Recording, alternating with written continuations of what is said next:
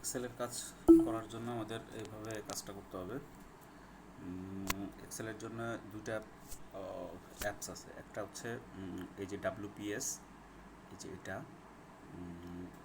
WPS যদি না থাকে তাহলে প্লে স্টোর থেকে ডাউনলোড করতে হবে। তো এটা একটা আছে, আর একটা হচ্ছে এক্সেল, অর্থাৎ EXCEL। এক্সেল যদি আমি দিই সার্চ, তাহলে মাইক্রোসফট এক্সেল, এখানে ডাউনলোড বাটন চলে আসবে।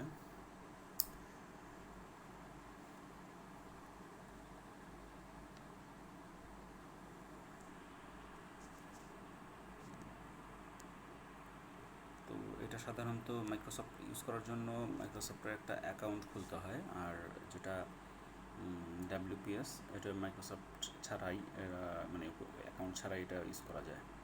তো কিন্তু এইটা মূলত ইউজ করলে সব থেকে বেশি ফিচার পাওয়া যায় এবং সুবিধা বেশি আছে আর কি। তো এখন আমরা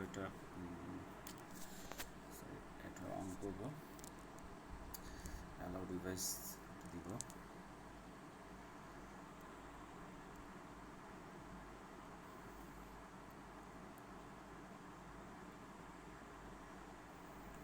যতগুলো ফাইল আছে আমার এই ডিভাইসের মধ্যে সবগুলো সিনক্রোনাইজেশন হচ্ছে। তো এখানে স্কিপ দিলাম। আচ্ছা, তো এটা আপাতত ফুললি ইনস্টল হয়ে গেছে। তো আমরা ব্যাকে গেলাম। এখন আমরা ফাইলটা ওপেন করে দেখি। এখানে যে ফাইলটা আছে এটা আমরা ডোন্ট শো এগেইন, অর্থাৎ একটাতে কনফার্ম করে দিব এইভাবে, তাহলে আর কখনো জিজ্ঞেস করবো না কোথায় আর থেকে অন করবো। আচ্ছা, এইভাবে হচ্ছে ফাইলটা আসলো। অ্যান্ড দেন ধরতে হবে যে 30 নাম্বার থেকে আমি কাজ করব।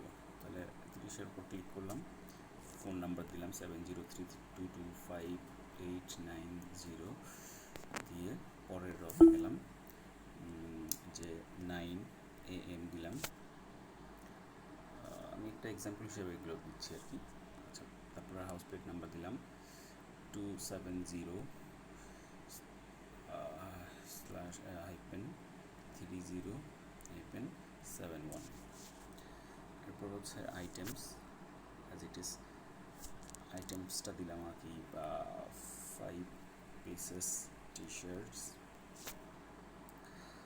এখানে হচ্ছে আইটেম ওয়াইজ, অর্থাৎ পার টি-শার্ট কত করে কেনা, 13 টাকা করে কেনা। এখানে দিব গুণ চিহ্ন আর কি, এখানে স্টার দিলাম, স্টার 5 দিলাম, অর্থাৎ 13 টাকা করে 5টা, তাহলে 5 13 65। এখানে 65 টাকা হচ্ছে পারচেস প্রাইস। আর আমি সেল দিচ্ছি কত, 5 পিস 125 টাকা।